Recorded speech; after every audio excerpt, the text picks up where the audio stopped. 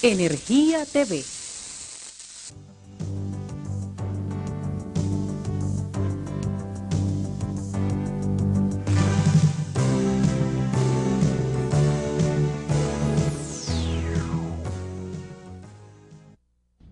Bien, señores, hoy es martes y vamos a Energía TV. Machi Constant, Rafael Grullón y un servidor en un nuevo segmento de Energía TV, tratando el problema más importante que tiene el desarrollo dominicano, el problema energético en todas sus fases. Ya habíamos hablado de generación, hablamos de transmisión, y hoy traemos a alguien que puede gastarse el lujo de traernos sus experiencias siendo un empresario que por una eventualidad cae como administrador general como vicepresidente de la Corporación de Empresas Estatales, Eléctricas Estatales, Celso Marrancini, y que ya hoy fuera de la posición puede gastarse el lujo de aportar algunas ideas para ver si realmente es posible mejorar o si realmente él está convencido de que el problema energético es inalcanzable su solución. Le agradecemos muchísimo a Celso habernos concedido esta oportunidad de conversar con él, porque él decidió, pues a su salida de la corporación, retirarse un poco de los medios, y hoy pues nos honra con su presencia aquí. A nombre de Rafael Grullón, de Machi Constant y un servidor, le damos las gracias a Celso por lo que nos pueda contar. Celso, gracias por estar aquí. Placer. Y vamos a comenzar por un pensamiento. Ni siquiera tú consideras que el problema energético en todos sus sectores puede materializarse la solución, o realmente la solución es inalcanzable. No, indudablemente, no hay nada que un país no pueda resolver. Y yo creo que si nosotros miramos hacia atrás, yo recuerdo mis experiencias en el año de 1996, cuando yo fui presidente del Consejo de Administración de la CDE. En ese momento uno rogaba que lloviera, porque realmente el sistema dependía prácticamente de 500, 600 megas, y la mayor planta era la famosa Smith Enron, hoy generadora San Felipe, que cada vez que se iba, pues había un apagón general, porque desgraciadamente esa planta era mayor que el 10% del sistema total dominicano. Entonces yo creo que no, yo creo que hay solución, y yo creo que se ha avanzado. Si nosotros vemos a partir del momento de la capitalización, la criticada capitalización, si con sus defectos permitió que aquí se aumentara el parque de energía considerablemente. Gracias a la capitalización vienen empresas como AES, vienen empresas como La Vega Palamara, vienen empresas como Cibor, vienen empresas como Monterrío, vienen empresas como la ESA, vienen empresas, ¿cuál otra? No se me queda. Bueno, viene el grupo Jaina, que capitaliza las empresas que eran de la antigua CDE. O sea que indudablemente sí. Aquí yo creo que aquí ha habido dos problemas fundamentales, y es la falta de definición de lo que se quiere sobre el sistema eléctrico. ¿Se quiere un sistema privatizado, mixto, o se quiere un sistema estatal? Hay que recordar que en el mismo periodo 96-2000, por un lado el presidente Fernández capitaliza el sector, y por otro lado había dentro del propio Partido de la Liberación Dominicana un grupo que entendía que debía de seguir siendo estatal. Después de eso, durante el gobierno del presidente Mejía, Edesur y Edenorte son estatizadas de nuevo, y más tarde, en el 2008, Edeeste se vuelve a estatizar. Entonces yo creo que lo primero es que hay que definir cuál es el modelo, porque que sea del Estado, o que sea privado, o que sea mixto, ninguno de los modelos es malo. El problema es la descontinuidad del modelo. Y segundo, que nosotros estamos viendo el sector eléctrico como un sector de 4 años, y eso definitivamente ha sido una de las grandes limitaciones que ha tenido nuestro sector. No solamente en el sector eléctrico, cualquier sector no es posible desarrollarlo en periodos de gobierno, en periodo de 4 años. Puede ir lo mismo a la educación, a la salud, al medio ambiente. O sea, hay muchísimas cosas que requieren tiempo para madurar y yo creo que ese ha sido el problema fundamental del sector eléctrico dominicano. Con todos los que han venido por ahí, yo no creo que ninguno haya llegado con intención de fracasar. Yo no creo que nadie va a un puesto público ni a una empresa privada con intención de fracasar, ni a un programa de televisión tampoco. Tú tienes aquí cuántos años y tú haces todo el esfuerzo para mantener la teleaudiencia. Ahora, ¿por qué tú mantienes una teleaudiencia? Porque tú has tenido una continuidad. Si a este programa viniera un productor nuevo cada 2 años, se pierde la continuidad del programa y eso es lo que ha sucedido en el sector eléctrico. Eso, nosotros cuando usted ejercía ya, se produjo el cambio de imagen de la CDE y la demás empresa. Sí. Nosotros escribimos un artículo en el Caribe que se tituló Adiós a la vieja imagen de la CDE. Pero yo veo que como que le faltó algo, porque usted le dejó el mismo nombre. No, bueno, pero el nombre yo no se lo puedo cambiar y realmente el asunto era crear una imagen de conjunto y usted lo ve aquí atrás, porque yo entiendo que siendo el Estado propietario de las distribuidoras, siendo el Estado propietario de la empresa hidroeléctrica y siendo propietario de la transmisión y copropietario de algunas de las plantas eléctricas, había que crear una imagen de todo el sector. O sea, el nombre CDE no necesariamente tenía que desaparecer.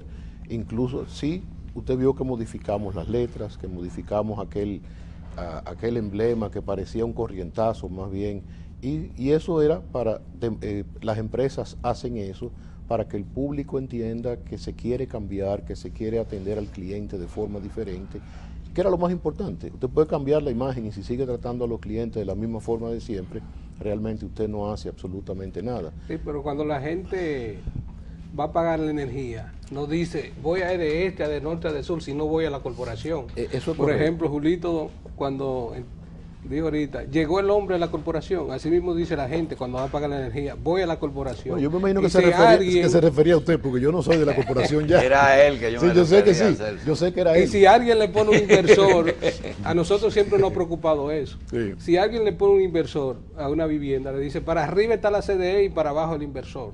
Es decir, que todavía en la mente del dominicano no se ha asimilado el conjunto de empresas que forma el sector eléctrico. Lo que pasa es que eso, un cambio de ese tipo, después de tantos años, usted está hablando de 40, 50 años que estamos hablando de la CDE, eso no es un cambio que se genera.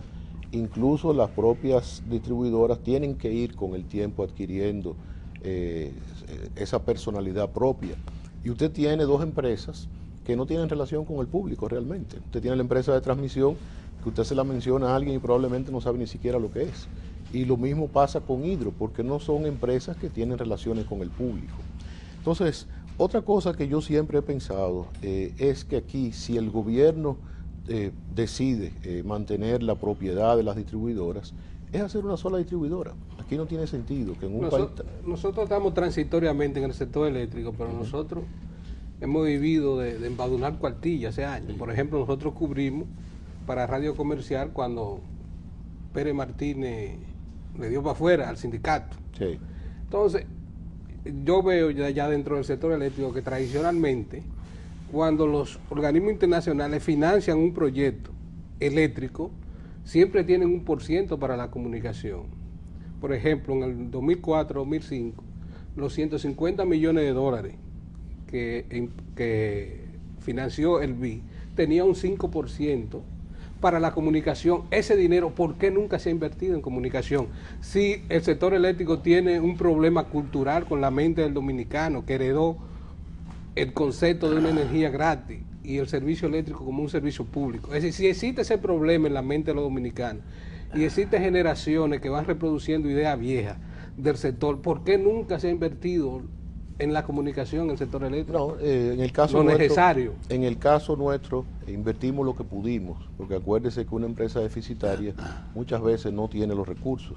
Nosotros hicimos más énfasis porque en el préstamo, en el financiamiento de BID, Banco Mundial, OPEP, que nosotros recibimos por 152 millones de dólares, no traía un componente de comunicación propia, sino de intervención en los barrios, de acciones comunitarias. Y eso sí lo hicimos, o sea, en todos los barrios, cuando íbamos a hacer procesos de rehabilitación de redes, se hacía un proceso con la comunidad muy interesante, con las juntas de vecinos, con las iglesias, con la sociedad civil. Incluso se hacían pequeñas reparaciones de una cancha de basquetbol, de una reparación del centro comunitario, de un centro de madres. Entonces, iba más directo a la comunidad que a la comunicación. Y sí, nosotros hicimos comunicación en el sentido de cuando hicimos el cambio de imagen, tal vez no con los recursos que hubiese sido necesario, pero desgraciadamente había una escasez de recursos muy grande. O sea, y eso había que se trataba de utilizar más los recursos en la rehabilitación de las redes, que al fin y al cabo era una mejor comunicación que le estar diciendo que vamos a mejorar sin realmente efectuarlo. Bien. Celso, la primera pregunta, que si era posible resolverlo, no es ociosa.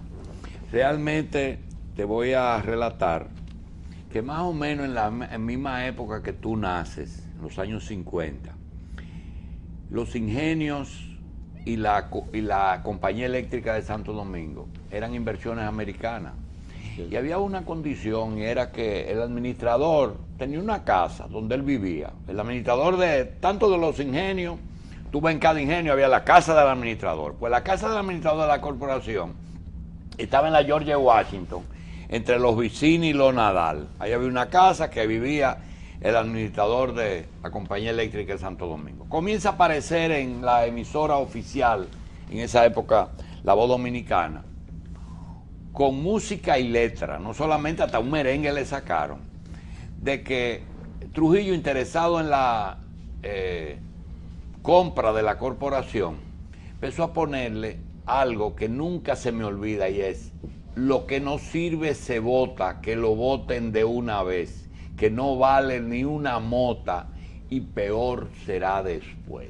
Estamos hablando de los años 50 y todavía hoy pasamos por Trujillo, pasamos por Balaguer, pasamos por el PRD, pasamos por el PLD, y nosotros tenemos, como dice Grullón, el tema de que solamente nos damos cuenta del problema de la luz cuando se va, y que cada día se va más. La pregunta es la siguiente. Te pregunto, ¿tiene solución? Porque tú dijiste, un sector del gobierno, del partido, quería privatización y otro. No es así. Machi fue parte, con Radamés Segura, de un sector que querían una privatización, pero diferente, no la que hicieron. Habla un poquito de eso. Mira, yo desconozco cuál era la privatización que querían. Ahora, tú has dicho algo muy interesante. ¿Qué pasa? Aquí hay que remontarse a lo que tú te has remontado, a la época de la Santo Domingo Power. ¿Qué sucede en esa época? Trujillo, cuando construye el barrio de mejoramiento social, le exige a la Santo Domingo Power que le dé la energía gratis. La Santo Domingo Power se niega a dar la energía gratis. Y Trujillo empieza esa campaña contra la corporación. Digo, en ese momento Santo Domingo Power no se dé, hasta el momento en que no es Trujillo quien compra la Santo Domingo Power, sino es el Estado Dominicano, para dar la energía a las empresas de Trujillo más barata. Ahí empieza la desgracia de este país, porque se le da al barrio de mejoramiento social la energía gratis, se le da a las empresas de Trujillo energía subsidiada, y después, en los gobiernos sucesivos del presidente Joaquín Balaguer, todos recordamos que se construían los multifamiliares con el agua y la energía incluida. Ahí empezó el deterioro de nuestro sector. Ahora, ha habido momentos, lo que pasa es que nosotros los dominicanos tenemos muy mala memoria. Aquí antes del huracán David, aquí no se iba la energía eléctrica. Y yo lo recuerdo perfectamente porque yo vivía en ese momento en la Abraham Lincoln, el edificio Cajé, que era el único edificio en ese momento de 12 plantas, y la planta eléctrica que puso el constructor en el año 76, cuando construyó el edificio, se quemó muy rápido y tuvimos un año sin planta, hasta que llegó el huracán. O sea, no se iba la luz. Y decir que no ha mejorado, yo no creo que tampoco es así. Lo que indudablemente uno vive desesperado porque no termina el problema. Pero si tú te pones a ver, cuando nosotros llegamos a la corporación, había apenas 1.300.000 clientes. Cuando nosotros nos fuimos había más de 2.200.000 clientes, pero había cerca de 900.000 clientes en 24 horas, que eran muchos más de los clientes que tenía el sistema registrado en el año 2006. ¿Cuántos clientes que deben haber? Alrededor de 2.700.000. Pero son los que cubren los 10 millones de habitantes. Más o menos, por ahí. Y otra cosa interesante fue el programa de Bono Luz, porque todos recordamos que existía el programa de reducción de apagones, que realmente era una aberración, porque una persona que podía pagar estaba en un barrio, simplemente se trasladaba a ese barrio para no pagar. Y hay que recordar que incluso las cervezas se enfriaban en los barrios PRA y se sacaban afuera. Entonces se eliminó eso por un decreto, que no estaba yo en la corporación cuando se emitió el decreto, fue un decreto del presidente Fernández de mayo del 2009, y se creó el Bono Luz, donde se subsidiaba directamente a aquellos dominicanos que realmente lo necesitaban. Cuando nosotros... ¿Por qué usted se retiró del Consejo de Administración? Realmente por una sencilla razón, Machi, porque mi compromiso con el presidente Fernández era que mientras Temístocles Montaz estuviera en el Consejo de Administración, en la administración, yo estaría ahí. Incluso mucha gente entiende que yo lo hice porque llegó el ingeniero Segura. Yo no conocía al ingeniero Segura, pero ese había sido mi compromiso, que mientras estuviera el ingeniero Montaz y los demás miembros... ¿Qué acuerdo usted tenía con el ingeniero Montaz? No, ninguno. Yo no conocía al ingeniero Montaz, pero indudablemente yo llego a la corporación, Machi, no por el ingeniero Montaz, yo llego por culpa del ingeniero Ramón Flores, que es realmente, que es muy amigo del ingeniero Montaz de hace muchos años y fue mi profesor en la universidad. Y Ramón Flores, junto con el ingeniero Montaz, estructuraron un consejo de administración donde estaba yo, donde estaba César Norberto Armentero, donde estaba el ingeniero Ramón Flores, donde estaba Mariano Germán, donde estaba Domingo Jiménez y donde estaba Eduardo Rodríguez, que en paz descanse. No sé si me falta alguien, creo que no.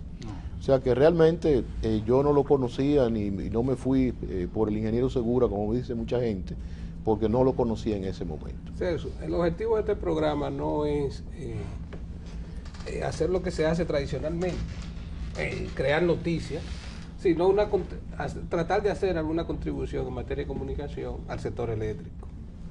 Usted dice que aumentó el número de clientes, pero me parece que la base de validación de los clientes hay que mejorarlo en la sede, porque en este proceso que se está dando ahora ha sacado muchos miles de clientes que son calificados como clientes basura. Incluso las sedes van en esta semana a las calles a reponer esos clientes que tuvieron que darle de baja porque no respondían al sistema de pago. Pero totalmente. Ahora fue peor lo que yo encontré. Y yo fui validando. Ahora lo que yo nunca hice fue sacar clientes masivamente. Yo iba con un proceso. ¿Sacar clientes? Masivamente. O sea, yo iba revisando la base de datos y en el momento que encontrábamos un cliente que se había ido, que se había muerto, que se había inventado, se retiraba de la base de datos. Pero nosotros teníamos ese mismo proceso que usted habla hoy, nosotros lo teníamos. Y nosotros incluso en EDESUR teníamos un proceso donde mensualmente ya estábamos captando clientes con contrato y con medidor, 25.000 clientes mensuales. Y en EDESTE, donde el problema era mayor, porque usted tiene que recordarse que de este eran realmente dos distribuidoras separadas.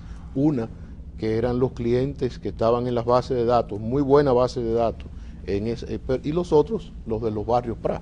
Usted tenía 325.000 clientes en la base de datos, de lo cual se cobraba cerca de un 92%, y tenía 325.000 clientes por otro lado, que no se cobraba nada. Ahora nosotros dejamos en EDESTE gran parte de esos clientes, cerca de un 50-60% ya cobrando. Bien, vamos a hacer una pausa con Celso Marrancini y regresamos de inmediato. Bien, con cuando discutía con Machi y con Rafael Grullón el por qué Celso en uno de los primeros programas sobre energía, es que Celso Marrancini tiene una condición.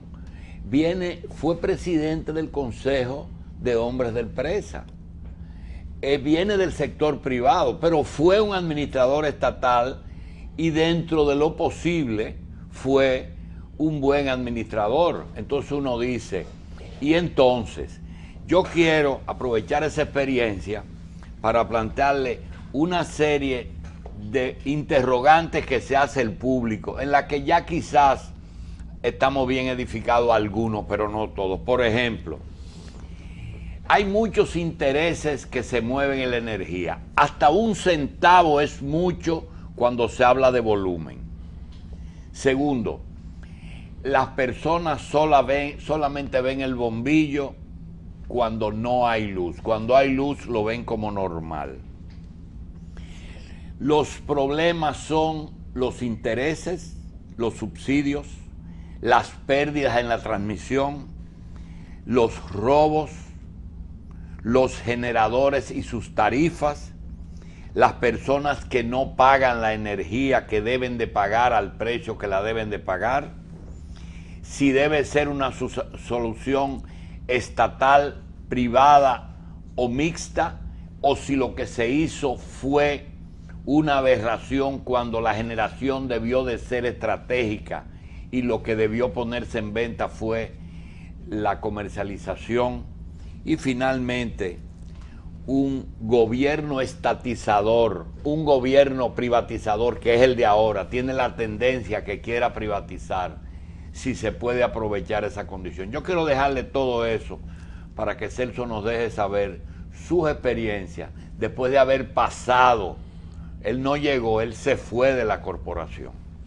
Bien, mira, yo creo que ahí tú has desarrollado toda una tesis con todas esas preguntas, porque definitivamente lo primero es que hay que ver el problema como un problema de conjunto. Aquí es un sistema que requiere altas inversiones para su recuperación. No solamente inversiones en generación, porque muchas veces la gente solamente piensa en generación. No cabe duda de que nosotros tenemos una generación deficiente ya, una generación que nos cuesta, en un sistema marginalista donde el precio se fija por la planta más cara. Entonces, eso definitivamente hay que cambiar el parque de energía de la República Dominicana, porque de lo contrario, nosotros vamos a seguir pagando costos altos, no solamente de la generación, sino costos como país. En un estudio que nosotros hicimos sobre lo que debía de ser el aumento de la generación 2011-2025, nosotros establecimos que era necesario 1.500 megavatios, pero lo más importante de ese estudio no era la cantidad de megas, era que esa sustitución de megas necesarios para aumentar la capacidad y necesarios para sustituir el parque obsoleto, le iban a traer a la economía, no, eso no tiene nada que ver con el subsidio, una economía de $1 billón, de 1.000 millones de dólares. ¿Por qué? Porque hay una serie de factores que hacen la economía dominicana poco competitiva como resultado de la crisis eléctrica. Cuando el pequeño taller, cuando el ama de casa, cuando la gran industria, cuando el comercio tienen que generar energía con fuentes propias, eso crea un aumento de los costos en la economía en general. Y por eso nosotros somos un país que muchas veces no podemos competir con los países del mundo. Entonces hay que trabajar en todos los aspectos. Hay que mejorar la transmisión. Transmisión necesita alrededor de unos 2.000 millones de dólares, porque aquí no solamente hay que mejorar, sino que hay que ampliar la capacidad de la transmisión. En la parte de la distribución hacen falta alrededor de unos 150 millones de dólares al año durante 3 o 4 años consecutivamente, para no solamente terminar de rehabilitar las que hay, sino tú tienes en Edenorte un problema muy serio, y es que tienes extensiones muy largas donde las pérdidas técnicas, y para que los televidentes que no manejan este término, las técnicas son lo que se pierde en las líneas, y las no técnicas son los robos. Pero tenemos zonas en Edenorte donde la pérdida técnica está en un 30%. Entonces eso es inconcebible en un sector, porque lo que pasa es que los tramos son muy largos y se pierde energía en el camino. Entonces después uno tiene el aspecto del robo. El aspecto del robo hay que combatirlo con eficiencia, pero también hay que tratar al cliente, porque tú tienes que, en una empresa, tú tienes que llevar un equilibrio entre lo que es el cliente y el servicio. O sea, si a un cliente tú lo castigas constantemente con apagones, tú no puedes tener un cliente gustoso de irte a pagar. Un cliente que no reciba la atención debida, que cuando llama a un call center el call center no le hace caso, o cuando va a una oficina comercial, en la oficina comercial no le prestan la atención debida, indudablemente es un cliente disgustado, es un cliente que cuando encuentra la forma de no pagar, no va a pagar. Y sobre todo, cuando ese cliente ve que su vecino no paga y él paga y es castigado por el circuito, porque esa es también una de las aberraciones de nuestro sistema eléctrico, que uno no es castigado individualmente, sino es castigado colectivamente. Y eso yo lo critiqué mucho antes de llegar, pero definitivamente cambiarlo crearía un caos aún mayor. Lo que hay que trabajar en los circuitos para que aquel cliente que está afectando al que paga, ponerlo a pagar, incluirlo en la base de datos y que realmente termine el castigo del cliente que paga por el que no paga. Pero el concepto, eso hay que revisarlo, Sergio, porque estamos viviendo la era del internet y las redes sociales. Antes de eso, una persona llamaba y hacía una denuncia y la información se quedaba entre el que hacía la denuncia y el que recibía la llamada. Pero ahora, aquí tenemos la gerente de redes sociales que siempre viene al programa, desde Sur, que hemos instalado eso allá, una gerencia de redes sociales que no había. Pero ahora el individuo, el ciudadano, tira en Twitter y le pone copia a Censo, al presidente, al que está dirigiendo la CDE, y ya no se puede ocultar la información como antes, que el individuo engavetaba la información y nadie sabía qué era lo que estaba sucediendo. Es decir, ahora hay una generalidad de información y el individuo se convierte en noticia a sus propios problemas particulares. Es decir, que eso hay que revisarlo. No hay que revisarlo, nosotros lo creamos. Nosotros creamos eso en la CDE para revisar cómo las distribuidoras estaban atendiendo al cliente. Cuando un cliente, porque el call center tiene que existir siempre, porque ese es el que va a remitir, primero va a hacer el reporte de la avería y va a remitir el reporte de la avería a la parte de la distribuidora correspondiente, porque no todas las averías son iguales.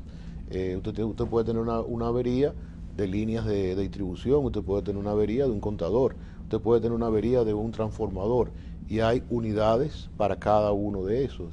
Nosotros creamos esa unidad y cuando en los call centers no funcionaban, entonces iban a esa unidad y a través del Twitter funcionaba. Nosotros la cantidad de problemas que resolvimos a través de Twitter, increíble. Y yo no sé si sigue existiendo esa unidad en la CDE. Y ha mejorado. Y bueno, eso es lo que hay que hacerla crecer. Y aquí lo vemos en alguien que yo conocía ya, que estaba en mercadeo, ahora está en redes sociales. Redes sociales es interesantísimo, porque es una conexión con el cliente directa.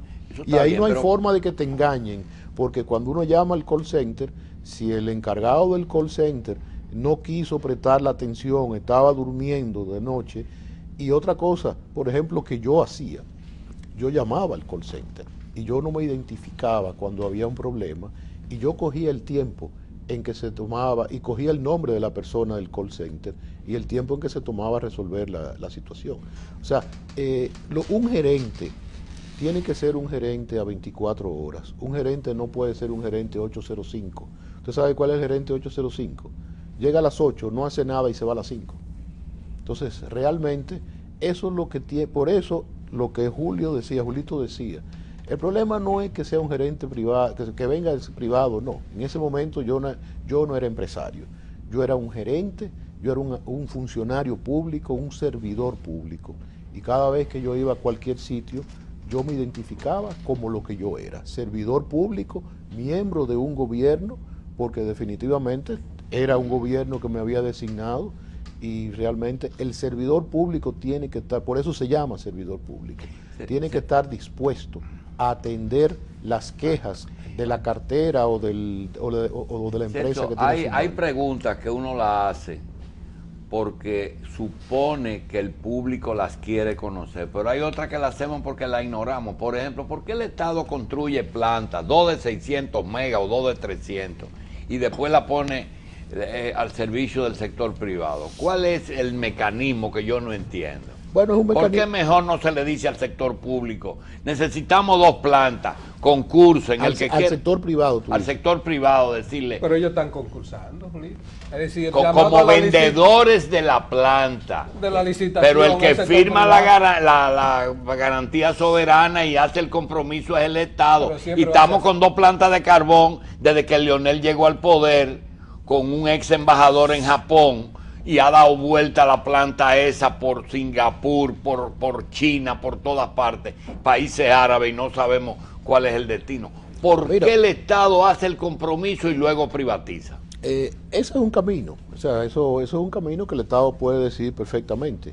El otro camino era el camino que nosotros teníamos, que después se suspendió la licitación, donde el sector privado participaba, y si tú ves ahora mismo los que están participando en la nueva licitación, prácticamente son los mismos que habían participado en la licitación del año pasado.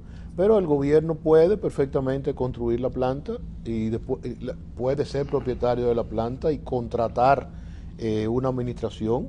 Incluso la ley le permite a las empresas distribuidoras 15%. tener un 15% de la generación. Como las 3 distribuidoras son del Estado, el Estado podría tener un 45% de la generación. Que eso sea lo ideal o no sea lo ideal, bueno, cada cual tiene su opinión con respecto a eso. El asunto es que nosotros tenemos que instalar nueva generación. Y gracias a Dios, en este país pronto los apagones van a disminuir como consecuencia de la inauguración del parque Quisqueya 1 y Quisqueya 2, que se empezó a construir en el año 2011, y ahí hay 430 megas, que es el proyecto eléctrico más grande que se ha construido en la República Dominicana. 215 megas de la empresa Barrick y 215 megas de la empresa Eje Jaina, y algunos dirían, bueno, por esos 215 megas van a ir para Barrick, pero no, ahora mismo Barrick está retirando del sistema unos 130 megas. Cuando entren esos 215 van a contribuir a estabilizar mucho más el sistema, con la adición de los de Eje Jaina, que estamos hablando de una adición de cerca de un 20% de la capacidad total En del ese sistema. mismo orden, ¿hay un compromiso político de que sea el Estado el que lo haga, según lo que tú percibes? Yo no lo sé realmente. Bien. Eso habría que preguntárselo a los políticos. otra Y el cosa, pacto Celso, eléctrico, tú- pacto eléctrico, Celso. El pacto eléctrico, ¿por qué no se ha hecho el pacto eléctrico si ese es uno de los objetivos fundamentales del gobierno? Eso No, tampoco es, bien. eso es algo que yo no puedo responder. No me diga Bien. que usted está como Celso. el amigo de Julito, que Sí. no sabía nada. No, En esa pacto- parte, no, porque usted le da seguimiento a todos los problemas. yo le doy seguimiento, pero hay temas que yo no me Que puedo son de convertir Estado. en un todólogo, como Bien. hay mucha gente que habla de todo y no Sobre todo terminan lo que hablando no de conoce. nada. Sí, pero hay algo que tú conoces. Tú vienes del sector privado y sabes que, por ejemplo, cuando a ti te dicen el kilo a 9 centavos, dices, bueno, el kilo a 9, a 10, a 11 o a 12, porque o es de carbón, o es de gas, o es de Hidroeléctrica. gasoil, lo que sea. Pero cuando tú ves que de 9 se habla de 20 y dijo el administrador ahí hasta 30 veces, ¿por qué cuando estabas en la corporación eso no lo tocaste? No, yo sí lo toqué. Yo lo que no cacareé. ¿Perdón? Yo lo toqué y lo cambié. Lo que no lo cacareé. Porque yo entiendo que un gerente no va a estar anunciando eso. Y te voy a decir... Pero hasta la gallina cacarean. Bueno, también, pero el pato pone mejor huevo, la pata pone mejor huevo que la gallina y no lo cacarea. Entonces, nosotros hicimos un cambio de la matriz de la matriz de generación, que gracias a eso se redujo el déficit y el subsidio en un momento donde nosotros tuvimos el precio del fuel oil más alto que cuando la crisis del 2008, donde aquí parecía que se estaba cayendo el mundo. Entonces, cuando nosotros llegamos, las 2 unidades de los Minas 5 y los Minas 6, estaban apagadas. Ahí nosotros hicimos un compromiso con la empresa AES en octubre del 2009 de que nosotros íbamos a cumplir con los pagos, porque el gas se compra con un año por adelantado. Y si tú no pagas los barcos que has contratado, tienes que pagarlo de todas formas.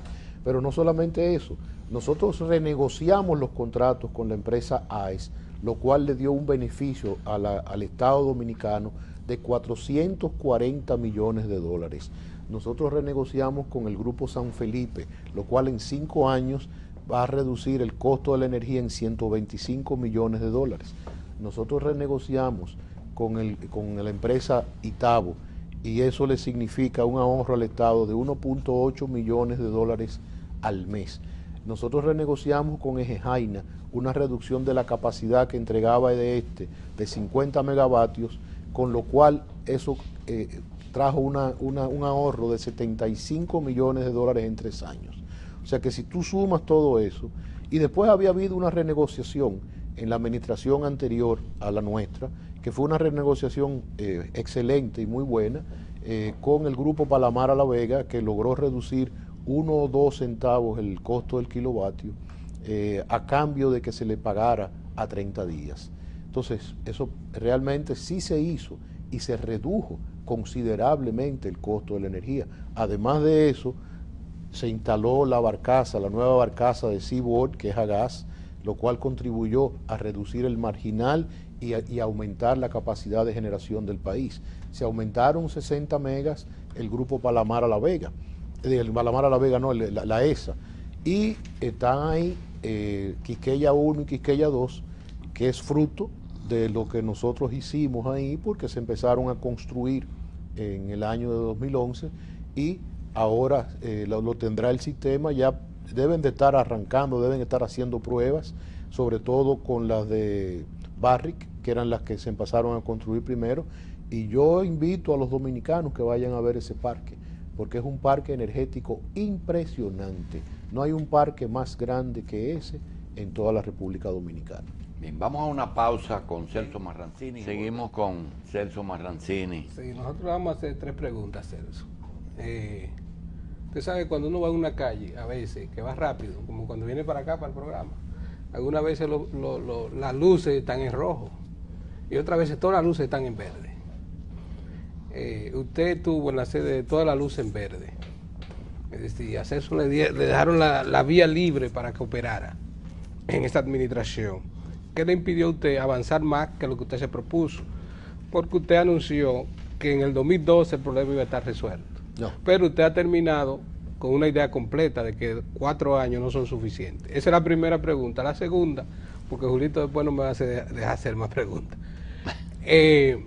La ley eléctrica, como que pasa lo mismo que con los códigos, que lo trajeron del exterior y lo instalaron aquí, pero que la sociedad no tiene esa presión.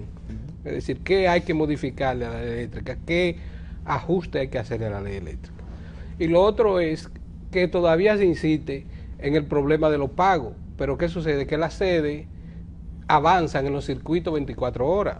Pero cuando se inaugura un sector 24 horas, eso significa que hay que comprar más potencia. Entonces la EDE no tiene la capacidad económica para comprar más potencia de energía, para darle energía tanto en el día como la noche a esos sectores de 24 horas. No es bueno que nos pongamos de acuerdo y avancemos en la generación para que las sedes tengan, aunque sean 3 o 4 o 5 centavos más barata la energía y puedan seguir avanzando en los circuitos 24 horas. Bien, lo primero es que yo nunca dije que el problema se resolvía en el 2012. Si usted busca mis declaraciones, yo decía que de sur y de este se resolvía en el 14 y que de norte se resolvía en el 15 o en el 16. O sea, busque todas mis declaraciones que están por ahí. Nunca dije que se resolvía en el 2012. Y una empresa no se resuelve en 3 años. O sea, lo primero que yo tuve que aprender, yo llegué a una empresa que yo desconocía. O sea, yo tuve un proceso de aprendizaje, un proceso de organización, que es lo que un gerente tiene que hacer. Y lo otro usted dice, aumentar la capacidad de energía. Eso es correcto. Pero aumentar la capacidad de energía le toma 3 o 4 años. Reducir las pérdidas, usted las reduce todos los días. Si usted reduce las pérdidas, usted se gana una planta eléctrica gratis. Y ese tiene que ser el proceso. Ir reduciendo las pérdidas mientras agregamos generación nueva. porque aunque el problema de potencia no es un problema que le aumente la potencia a las distribuidoras si usted lo está cobrando. Ahora, también usted regula ese problema para no aumentarle la potencia a las distribuidoras. Como lo mismo los clientes tienen que cuidarse de que la potencia no le suba, porque muchas veces los clientes se quejan, estoy pagando el factor de potencia, cuando le sube de 10 kilovatios la potencia, usted paga un factor de potencia, pero lo mismo le pasa a las distribuidoras. Entonces, ¿qué uno tiene que hacer? Cuidarse de que ese factor de potencia de las distribuidoras en ningún momento sobrepase a donde está en este momento, para usted no pagar mayor potencia que las distribuidoras también pagan. Por ejemplo, yo revisaba eso constantemente con el centro de control, siempre evitábamos que la potencia, sobre todo en aquellos momentos donde dábamos 24 horas al país completo, en momentos especiales como era el 24 y el 25 de diciembre, el 31 de enero, 31 y 1 de enero, cuando había discurso del presidente el 27 de febrero, el 16 de agosto, o en el momento de las elecciones, tanto en el 2010 como en el 2012, que por ley hay que dar 24 horas. Entonces siempre cuidábamos que el factor de potencia nunca subiera. Pero usted no puede limitar la creación de circuitos de 24 horas por eso. Usted simplemente, cuando usted hace un circuito de 24 horas, usted está reduciendo realmente las pérdidas. Entonces la potencia no es una preocupación. La potencia es una preocupación cuando la gente no paga, porque indudablemente la gente no tiene cuidado de tener aparatos eléctricos prendidos todo el tiempo. Cuando usted... algo muy sintomático, por ejemplo, cuando nosotros dábamos 24 horas en un día no laborable, que a pesar de estar la industria y el comercio cerrado, el consumo subía a 1800 megas, cuando el consumo promedio, con todo el país encendido y el comercio y la industria trabajando, debe de estar cercano a 2000 megas. La respuesta a eso era que en los barrios nuestros el perfil de consumo ha cambiado completamente. Ya no son los barrios de hace 10 años. Ya usted se va a cualquier vivienda y usted se encuentra lavadora, secadora, usted se encuentra aire acondicionado, y encuentra una serie de comodidades que son muy buenas, pero que indudablemente al no pagarlas... antes no había en el mejoramiento social. Exactamente. Sí. Y al no pagarlas sí le afectan el factor de potencia cuando usted le da 24 horas al que no paga. Bien. Y con respecto a la ley eléctrica, yo no creo que hay que cambiar mucho, realmente. Yo creo que lo que hay que cumplirla. La ley eléctrica no está mal concebida. Es una ley que tardó muchísimo en discutirse. Yo creo que lo importante de las leyes es cumplirlas. Aquí hay cantidad de leyes que no se cumplen y que son muy buenas. Entonces yo creo que ahí está el papel de cada uno de los actores, está el papel de la superintendencia, que tiene que ser un regulador firme. Está el papel de la Comisión Nacional de Energía, que debe trazar la política general sobre el sector eléctrico, y después está el papel discutido de la CDE, porque unos dicen que debe disminuir su tamaño, otros dicen que no. Si usted me pregunta a mí, después de haber pasado por ahí, yo era de los que decía que tenía que reducir su tamaño, pero yo entiendo que debe haber un ente coordinador del sistema, porque de lo contrario usted lo que tiene son 5 cabezas, cada cual por un lado, y ningún sistema funciona. Bien. No importa sea eléctrico, si mi empresa tuviera 5 cabezas diferentes, no funcionaría tampoco, o la empresa más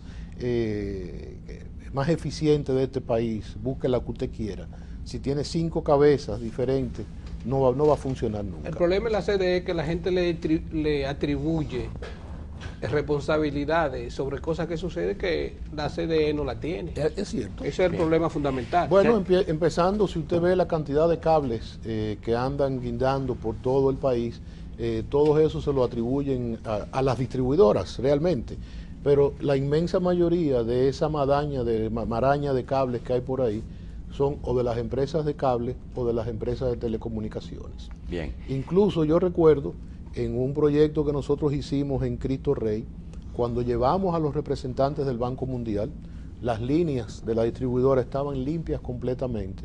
Sin embargo, las líneas de comunicaciones usted tenía que agacharse para poder pasar por debajo de ellas. Bien. Ellos invierten mucho en comunicación, por eso nadie Celso, lo ataca. No, Para nada. reducir la crisis, el tiempo ese 2014, 2015, ¿se reduce con dinero? Sí, definitivamente. ¿Es dinero el problema? Dinero y gerencia, las dos cosas. Bien. 24 horas es un retraso, va en detrimento de una parte de la población. No, las 24 no, horas, todo- en un país donde hay déficit. No, todo lo contrario. Las 24 horas Todo lo contrario. es una aspiración de la gente ya. No, un derecho. No es Un una derecho y aspiración, una es un aspiración, derecho. porque es que si la gente no aspira a tener 24 horas, no se organiza para Bueno, pagarle energía. Entonces, eso también fue algo muy eficiente que nosotros hicimos. Nosotros íbamos a las comunidades y nosotros llegábamos a un acuerdo con la parte social nuestra, era muy eficiente en las distribuidoras. Y había una parte que trabajaba en coordinación en la CDE.